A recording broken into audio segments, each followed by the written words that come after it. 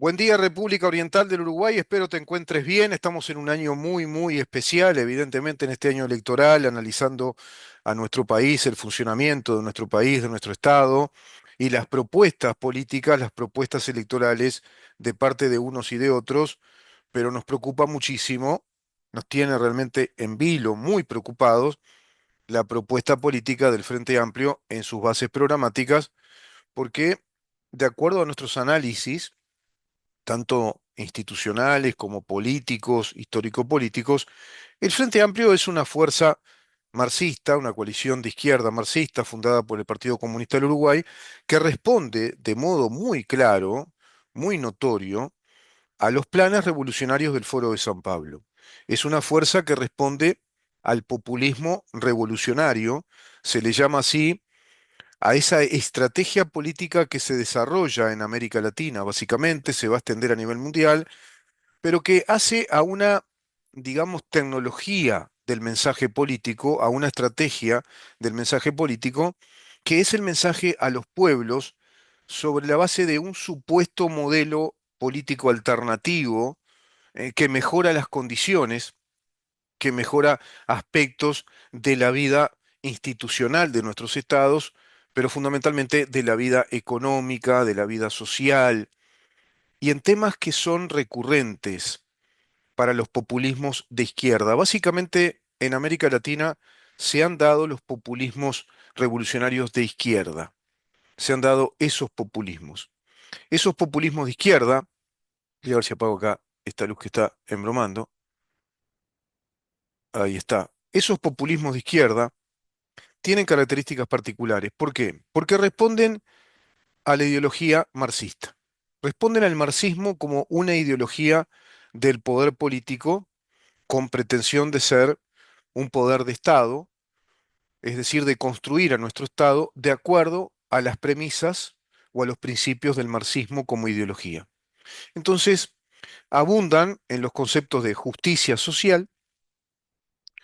abundan en conceptos económicos como distribución de las riquezas, abundan en conceptos ideológicos como sociedad inclusiva, y dentro de esa sociedad inclusiva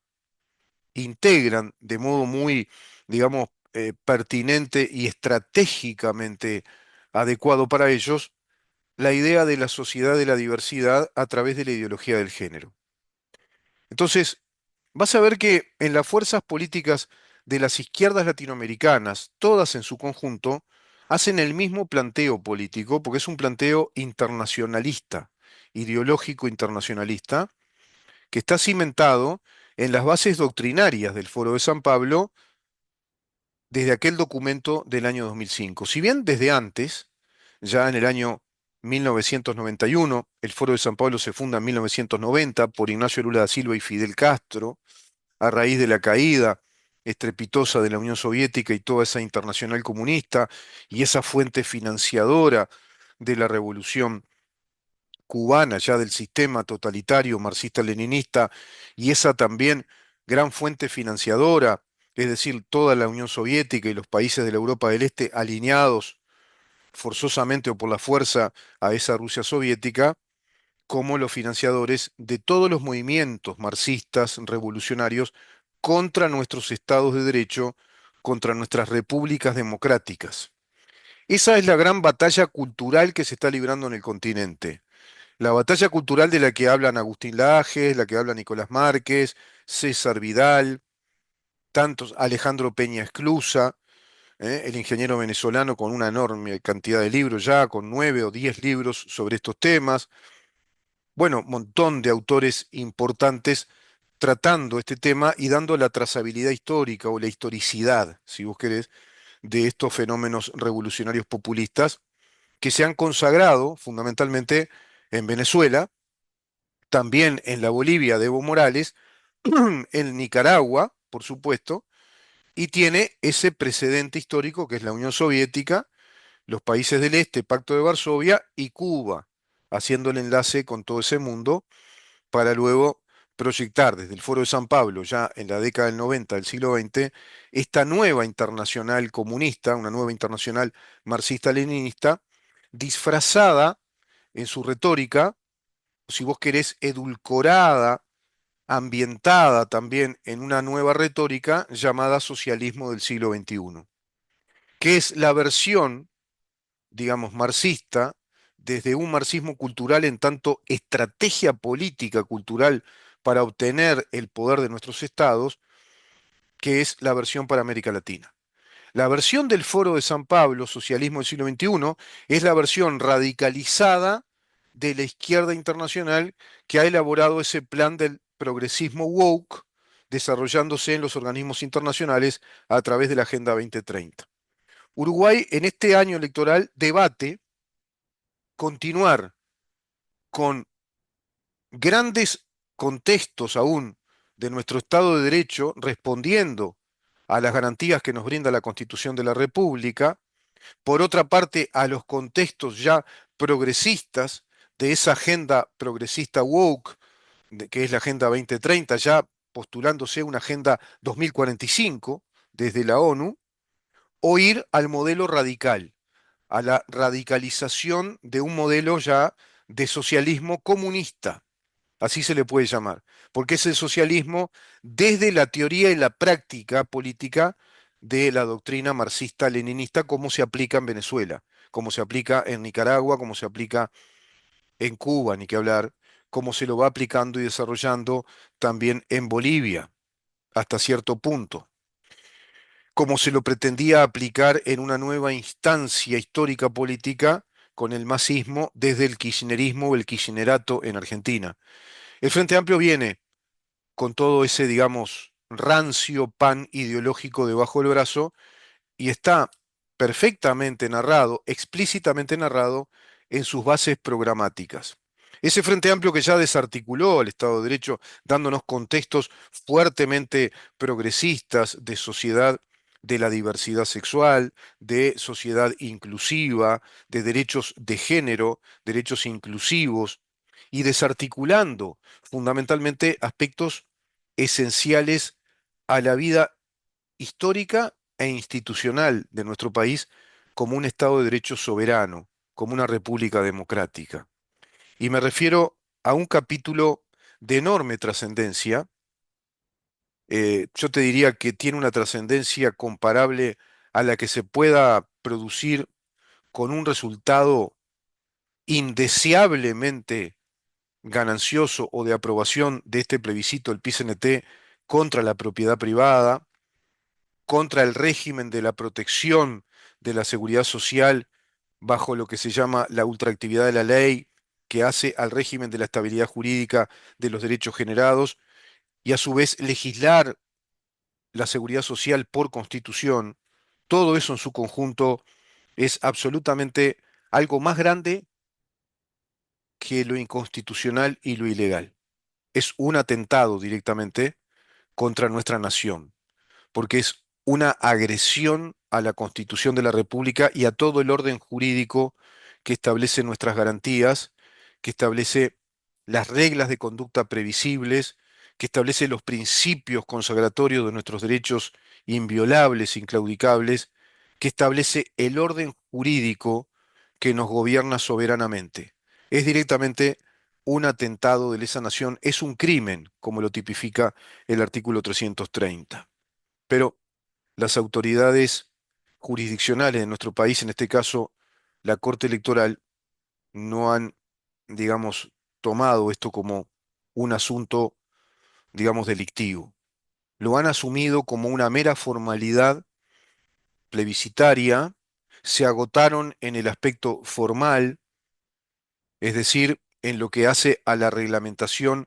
del proceso formal que la propia Constitución establece para llevar a cabo la vía plebiscitaria como acción directa en este caso, y es por la vía directa a su vez, que es juntar firmas que logren, bueno, representar el 10% del 35% del total de los componentes del cuerpo electoral uruguayo. Eso es lo que ha sucedido, a su vez con una andanada de firmas falsas, que se tuvieron que inhabilitar, de firmas que no eran correctas, estuvieron en el promedio de las 95.000. Tampoco ahí ocurrió ningún efecto sancionatorio para ese acto plebiscitario, dado que tiene las condiciones la Corte Electoral de aplicar sanciones y de aplicar sanciones severas para aquellos que burlan la fe electoral, como en este caso es evidente que en un promedio de 95 y seguramente a más, si se hubiera continuado el escrutinio, de más de 100.000 firmas incorrectas, falsas, truchas presentadas a la Corte Electoral, comportan un ilícito electoral, un delito electoral pasible de sanciones severas. Tampoco se habló de ese tema. Estamos en un país en el cual no se está aplicando ni desde el punto de vista administrativo, ni desde el punto de vista de los actos legislativos, el Estado de Derecho ya hace muchos años, en un montón de contextos o confines del Estado que son de vital importancia para todos nosotros. En este caso, la vía plebiscitaria, mal utilizada, está utilizada por quienes no tienen legitimación electoral, funcionarios públicos, violando el artículo 58, artículo 59. Se viola el artículo 330 de la Constitución, se agrede a la Constitución, están violando los principios constitucionales, plantean un plebiscito que, si fuera aprobado, introduciría normativas que entrarían en conflicto de intereses legales o jurídicos, así se dice en el derecho, entrarían en conflictos jurídicos unas normas con otras dentro de la Constitución, porque convertirían a nuestra Constitución en un documento contradictorio, nuestra ley suprema, nuestra Carta Magna, entraría en graves contradicciones de principios jurídicos, porque nos dice, por un lado, que la razón de ser del Estado uruguayo, artículo 7, son esos derechos consagrados como subjetivos e inviolables, sustento o fundamento del Estado de Derecho uruguayo, de ahí lo de derechos fundamentales, según algunos doctrinos. Yo considero que son derechos subjetivos inviolables o derechos consagrados, subjetivos inviolables, a modo de principios jurídico-constitucionales como fuente productora de legitimidad en la ley, como fuente productora de juridicidad. Eso es una constitución. Tiene que establecerse en la Constitución algo así como capítulos que son cartas de principios jurídicos que delinean el organigrama, la organización, la estructura del Estado como un Estado de Derecho. Todo eso está siendo violado por este pretenso plebiscito, por la intención, por el contenido. La Corte Electoral, como el único órgano jurisdiccional que tiene Uruguay en materia electoral, no se expidió al respecto y tenía los mecanismos para hacerlo.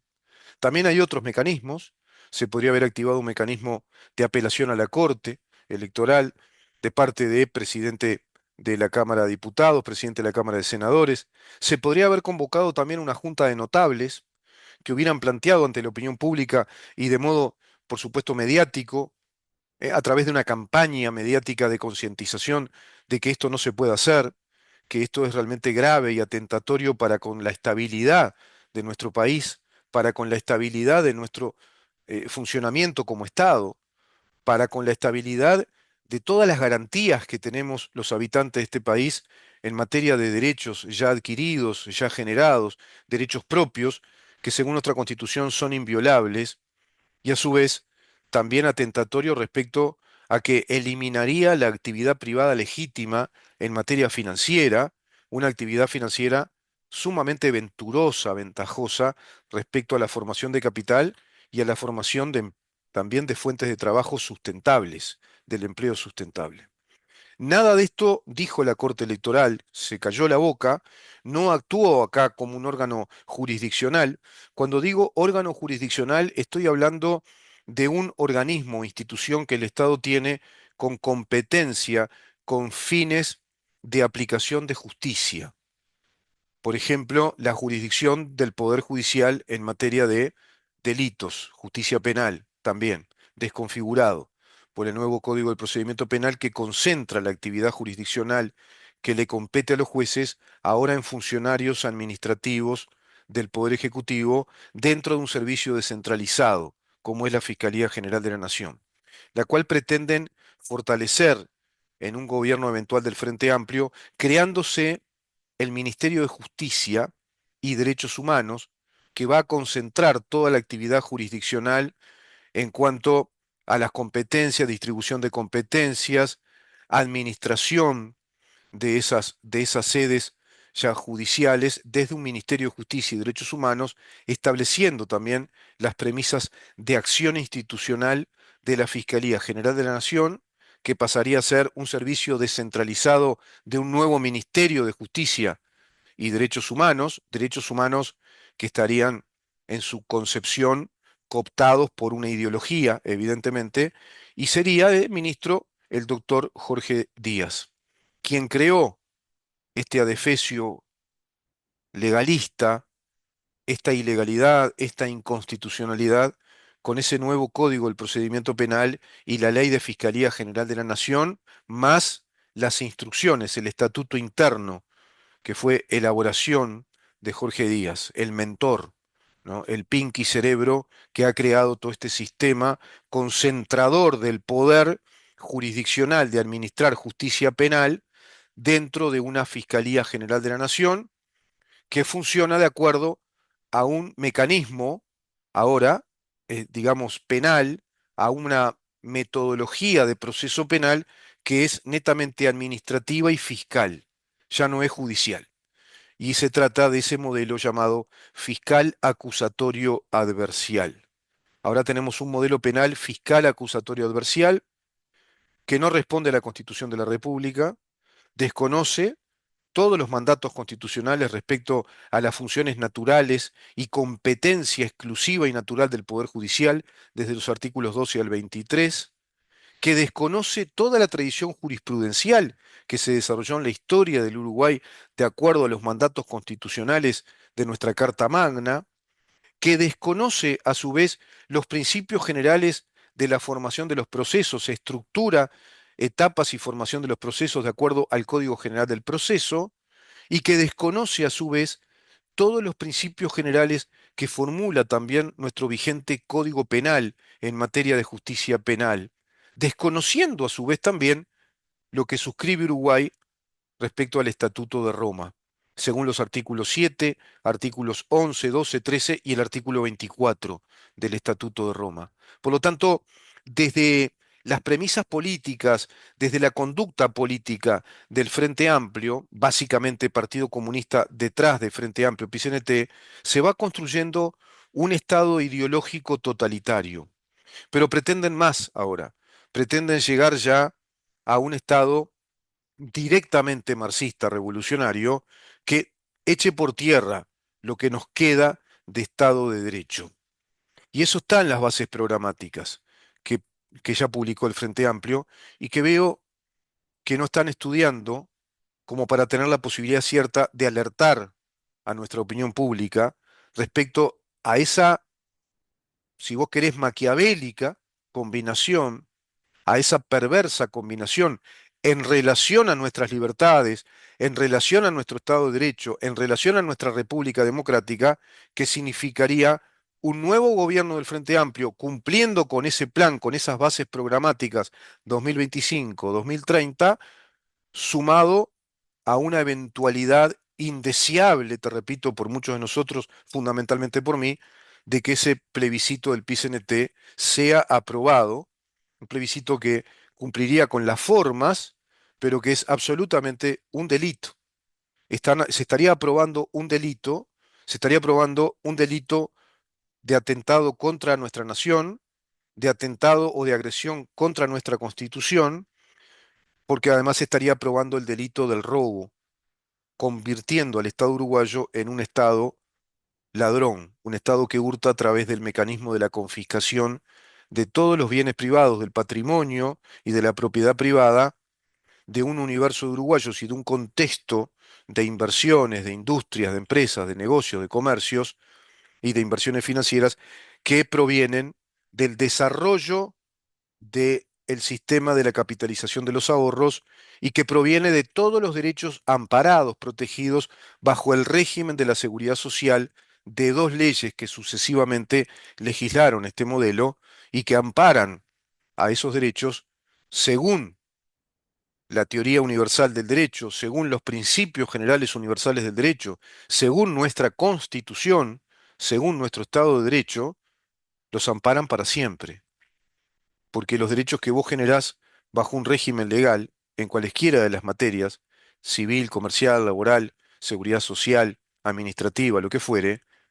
queda amparado para siempre, tiene vocación de perpetuidad, de perennidad. Esos efectos son permanentes. Todos los derechos que generaste bajo un régimen de la seguridad social, derechos jubilatorios, derechos a tus pensiones, estos derechos de la capitalización de ahorros, el derecho de integración a tu patrimonio desde esas cuentas de ahorros capitalizadas,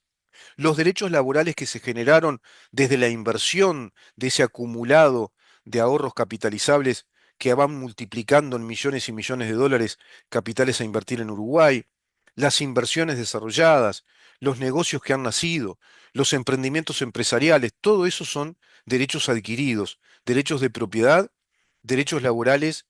y derechos también de legítima actividad a desarrollar a partir de ahora y hacia el futuro para siempre bajo la protección de ese régimen legal, porque bajo ese régimen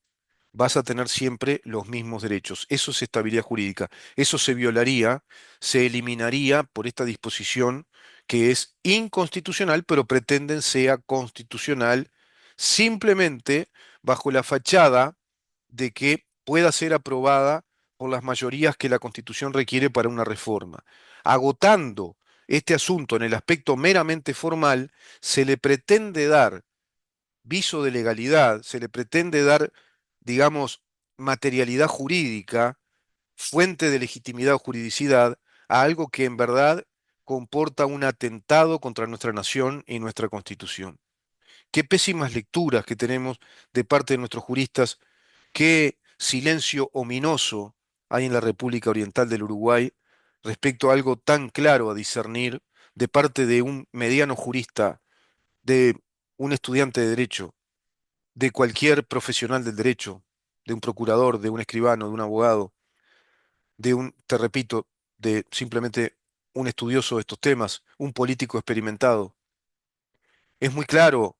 digamos, el contexto de análisis para llegar a esta conclusión de que estamos ante un atentado terrorista contra el Estado de Derecho, contra la nación, contra la Constitución de la República, que en términos marxistas ellos solapadamente hacia la interna de su retórica, de su argumentación, le llaman un avance revolucionario más, una radicalización de la izquierda nacional, como así lo están predicando a viva voz. Es realmente muy, muy peligroso el panorama que estamos teniendo, muy triste. Se han callado la boca demasiado tiempo quienes tenían que defendernos, quienes tenían que representarnos en el interés de todos nosotros como una nación soberana, protegida en nuestros derechos y protegiendo algo que está en la tapa de la Constitución de la República. Mirá cómo te lo digo. Que está en la tapa de cualquier código, del Código Civil, del Código de Comercio, de cualquier ley, que está en la tapa de un manual, como te mostraba ayer, de la introducción al derecho en los cursos del liceo, la estabilidad jurídica o la seguridad jurídica. Es la base, es 2 más 2 es 4. No se puede romper la seguridad jurídica. Y ahí se daría todo ese efecto, efecto dominó, que es un conjunto de desenlaces, de efectos negativos que produciría este atentado, precisamente a modo de, bueno, una bomba atómica contra la estructura y el funcionamiento de nuestro Estado de Derecho en el cobijo de los derechos patrimoniales, personales, de la propiedad privada, de la legítima actividad, en lo que hace al sistema de la capitalización de los ahorros y en lo que hace a la actividad financiera profesional dedicada a esa inversión y rentabilización de los ahorros capitalizables. Vamos a una pausa y continuamos.